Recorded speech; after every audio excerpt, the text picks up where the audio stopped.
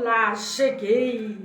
Olha só, você que manda mensagem para mim no direct, lá no inbox do Facebook, dizendo que está acompanhando a leitura, eu quero que você comente também aqui, tá? Vem nos comentários, você pode curtir também. E hoje nós vamos ler Marcos 3, tá? Pegue sua Bíblia, você que precisa de usar óculos também, tá? Pegue aí para me acompanhar. Vamos lá. Vamos lá. Noutra ocasião, esperar um pouco, né, gente? Eu estou falando para você que todas as vezes que eu vou ler, olha, tem um barulho a mais, tá? Mas vamos lá. Noutra ocasião, ele entrou na sinagoga e estava ali um homem com uma das mãos atrofiada. Alguns deles estavam procurando um motivo para acusar Jesus. Por isso o observavam atentamente para ver se ele iria curá-lo no sábado. Jesus disse ao homem da mão atrofiada: "Levanta-te e venha para o meio." Depois, Jesus lhe perguntou: "O que é permitido fazer no sábado, o bem ou o mal? Salvar a vida ou matar?" Mas eles permaneceram em silêncio. Irado, olhou para os que estavam à sua volta e, profundamente entristecido por causa do coração endurecido deles, disse ao homem: "Estende a mão." Ele a estendeu e ela foi restaurada. Então, os fariseus saíram e começaram a conspirar com os herodianos contra Jesus sobre como poderiam matá-lo. Jesus é procurado por uma multidão. Jesus retirou-se com os seus discípulos para o mar e uma grande multidão vinda da Galiléia o seguia. Quando ouviram a respeito de tudo o que ele estava fazendo, muitas pessoas procedentes da Judéia, de Jerusalém, da Idumeia, das regiões do outro lado do Jordão e dos arredores de Tiro e de Sidom foram atrás dele.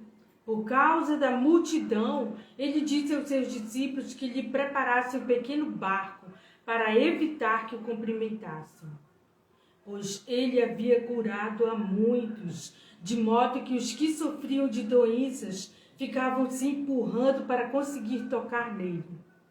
Sempre que os espíritos imundos ouviam, prostravam-se diante dele e gritavam: "Tu és o Filho de Deus." Mas ele lhes dava ordens severas para que não dissessem quem ele era. A escolha dos 12 apóstolos. Vamos lá, gente, não importa a situação. Vamos seguir lendo a palavra de Deus sem perder o foco. Jesus subiu a um monte e chamou a si aqueles que ele quis, os quais vieram para junto dele. Escolheu 12, designando-os apóstolos, para que estivessem com ele, os enviassem a pregar e tivessem autoridade para expulsar demônios.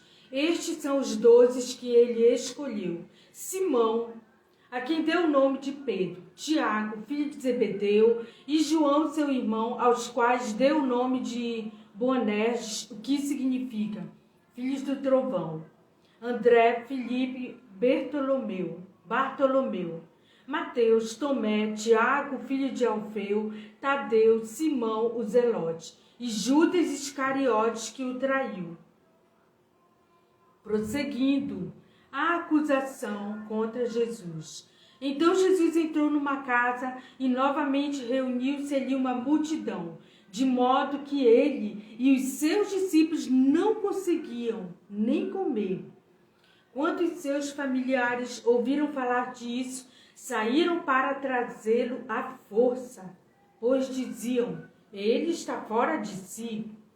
E os mestres da lei que haviam descido de Jerusalém diziam: Ele está com Beelzebu, pelo príncipe dos demônios é que ele expulsa demônios.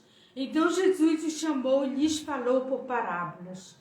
Como pode Satanás expulsar Satanás?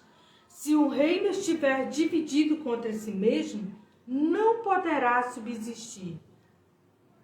Se uma casa estiver dividida contra si mesma, também não poderá subsistir.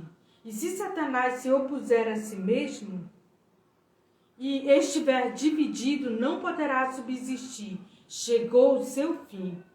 De fato, ninguém pode entrar na casa do homem forte e levar dali os seus bens, sem que antes o amarre. Só então poderá roubar a casa deles. Eu lhes asseguro que todos os pecados e blasfêmias dos homens lhes serão perdoados.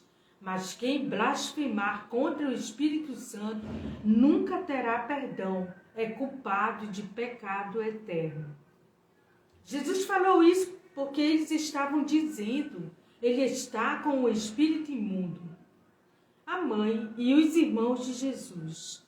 Versículo 31. Então chegaram a mãe e os irmãos de Jesus, ficando do lado de fora, mandaram alguém chamá-lo.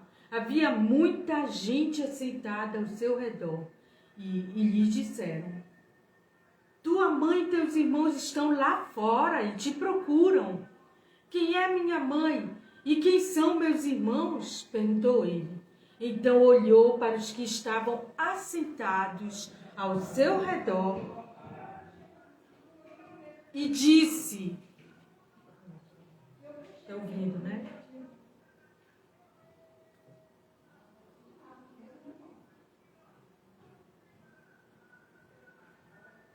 Vamos prosseguir? Quem é minha mãe e quem são meus irmãos? Perguntou ele. Então olhou para os que estavam assentados ao seu redor e disse: aqui estão minha mãe e meus irmãos. Quem faz a vontade de Deus, este é meu irmão, minha irmã e minha mãe. Finalizamos agora o capítulo 3 de Marcos. Se você chegou até o final dessa leitura comigo, comenta aí o último acontecimento aqui na hora da nossa leitura, para eu conferir se realmente você estava acompanhando. E não esqueça de seguir o grupo Projeto Forjadas, tá? Na rede vizinha. E bem como comentar e compartilhar aqui essa live. E não esquecendo que todas as quintas-feiras, às 17 horas, horário de Brasília, eu espero você para o ForjaCast Day. E amanhã tem a leitura com a Fabiana Cascal. E até a próxima, se Deus quiser. Comenta aí, tá? Da fala extra, que sempre nós temos por aqui. Tchau, tchau.